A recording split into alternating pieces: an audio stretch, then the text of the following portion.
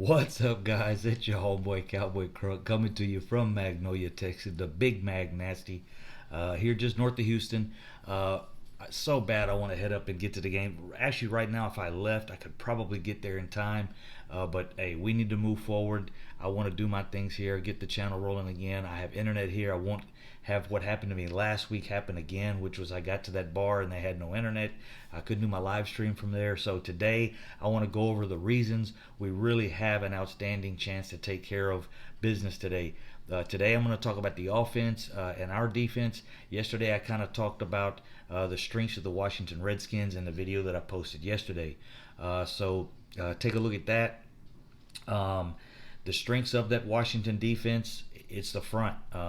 They are a little banged up there, but they should still their backups are fairly solid. Payne is there, the other guy from Alabama. I can't recall right off the top of my head right now. He is out.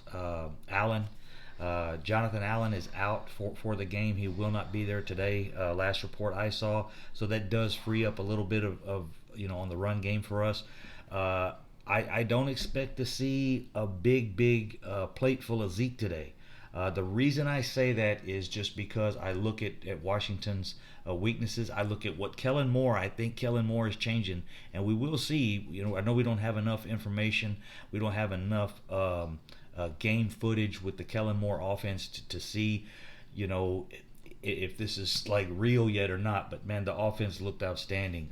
Dak looked great.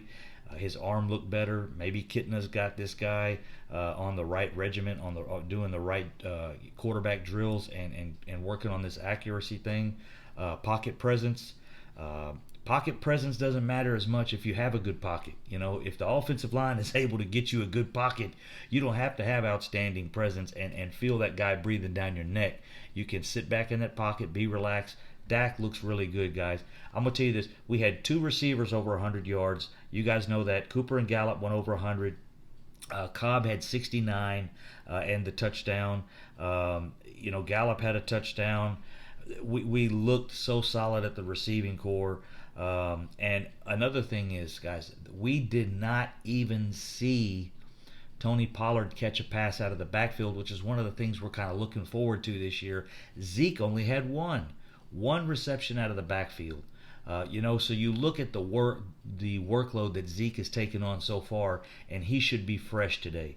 So I think we'll see a really good, strong Ezekiel Elliott, but I still don't think with the defense of the Washington Redskins, we're going to see a lot of runs between the tackles. We're going to see some runs outside. We might see some Tony Pollard. I think Zeke carries a mediocre workload today, and they're gonna put the game on Dak Prescott's shoulders. And it's not that I'm, the super greatest, highest level Dak Prescott fan or anything. It's not that I think that's the case, that Dak is taking over the team. And no, Ezekiel Elliott is still our workhorse. He's still our bread and butter. But if Kellen Moore schemes this right, to me, you play off the weaknesses of the defense, and we have an opportunity while things are rolling like this. Just keep them rolling. Get Zeke in there. If Zeke is pounding it and we're getting some yards with that, we go with that. But if we need to switch over and go to the well-balanced, passing game and dink and dunk and dacking it, dink dunk and then dack it down the field, dude. That they want to talk about that dink dunk and dack thing. It doesn't bother me at all. As long as he's putting down the ball down the field a little bit, he can dink and dunk. As long as he dacks every once in a while. One of the things, guys, I want to bring up is I really think we have an outstanding chance to do this year. I know it's early, but you just got to look at our roster. We're really deep at every position. We're at least very good at every position. There's not a position where you could just look around the league and say, look at the Cowboys and compare them to other teams in the league and say, there's another team that just blows us away. We're stacked at linebacker. We're stacked at defensive line. We have a very, very good secondary, which should be better today with Byron Jones coming in and being a little more healthy. Last week, he did not give up one pass opportunity. He wasn't on the field a lot, but he was on the field frequently. So we're going to move on from that. The guys that are going to win us Super Bowls, guys, Dak Prescott's going to be Dak Prescott. He's going to take care of the ball. He's going to move it down the field. Hopefully this year he'll move it a little more aggressively. I think that we're going to see that from the play calling. That is completely different than what we've seen before. Again, I keep saying we've never seen guys just wide open. A play worked so well that Jarwin was wide open, Gallup was wide open, Cobb was wide open, and we saw that multiple times. Now, was that the Giants' defense just is completely horrible? I don't think so. I do think the Giants don't have a great defense, of course. That was fairly obvious. But we'll see their game today. I do want to check out so we can compare apples to apples and see how they do. They fare today in their game. But Dak's going to be Dak. Ezekiel Elliott is going to be Ezekiel Elliott. DeMarcus Lawrence is going to be DeMarcus Lawrence. Our superstars are going to be our superstars.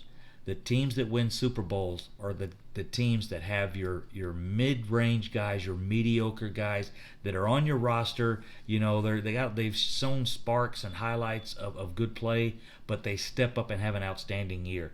Guys, if we can get an outstanding year from Antoine Woods, Anthony Brown, Malik Collins, Lyle Collins, if we can get like close to Pro Bowl play from some of these guys that have that potential, Chidobe Awuzie, Xavier Woods, we can get some picks, we can get some turnovers from these guys. We had one early in the game last week. Xavier Woods, first play of the game, pops the ball loose. We just happen to not be able to get on it quick enough. But if we can get more play like that from some of these guys, those mid-range guys, that's what propels your team past other teams into the Super Bowl and to a championship. So I'm excited about today's game. I think Dak's going to have another good game. I think he'll go for over 300, maybe close to 350. I think he puts up a couple touchdowns, and I have the score exactly the same as last week, 35-17. That's my prediction. That's where I'm at. But those things I was talking about, those mid-range players that play like the Pro Bowl level, because of the way you scheme the offense, the way you get things going.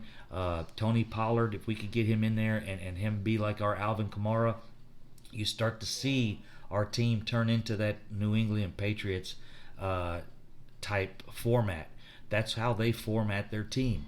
They keep their great guys. There's 2 or 3 great guys they got to have. You've got to have these guys as your base. And you build off that base, and you put those mid-range guys in there. You coach them up. You scheme to their benefit, to their skill sets. You scheme to their skill sets, and when you can do that, that's when you elevate your team from a very good team to a Super Bowl team. I think we have the potential to do that. I think Kellen Moore and Kitna and Chris Richard, those are 3 guys right there, and it's early for Kitna and Moore, but we've seen good results already. So if we can keep that going, guys, this could be a really good year for the Dallas Cowboys. I will be live streaming the game today. I'm going to start around 11:45 Central, 12:45 on the East Coast. So be there, and we'll have a good time today, guys. I'm going to set it up in the living room. I'm going to go get that set up now, and that's all I got to say is, how about them Cowboys, baby? Let's do this.